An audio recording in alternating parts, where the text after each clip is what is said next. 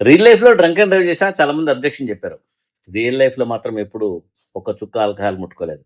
Real లైఫ్‌లో ఎందుకు drunk and drive చేశాననేది తెలుసుకోవాలనుకుంటే 'చంద్రప్పన్' సినిమా చూడండి. ఇది ఆ 'చంద్రప్పన్' సినిమా చాలా అద్భుతంగా ఉంటుంది. Harikrishna doctor drunk and drive ఎందుకు చేశాడు, తర్వాత ఏం జరిగింది, ఆ తర్వాత ఏం జరిగింది అనే విషయాల్ని మీరు సినిమా చూసి తెలుసుకోండి.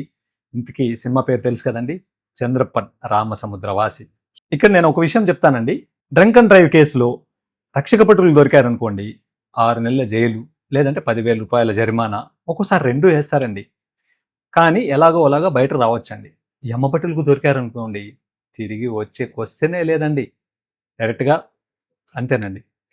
సో డ్రైవ్ కేర్ఫుల్లీ, ఆల్కహాల్ తీసుకోకుండా డ్రైవ్ చేయండి, సేఫ్గా ఇల్లు చేరండి. మీ ఇంట్లో మీ వాళ్ళు అందరూ మీకోసం ఎదురు చూస్తూ ఉంటారు. చంద్రప్పన్ మూవీ రిలీజ్ దగ్గరలో ఉంది. ఆల్కహాల్ తీసుకోకుండా డ్రైవ్ చేసుకుంటూ సినిమా థియేటర్ వరకు వచ్చి సినిమా చూసి హ్యాపీగా ఇంటికి వెళ్ళిపోండి. ఎటువంటి పరిస్థితుల్లోనూ డ్రంక్ అండ్ డ్రైవ్ వద్దు. Don't forget to watch Chandrappan రామసముద్రవాసి.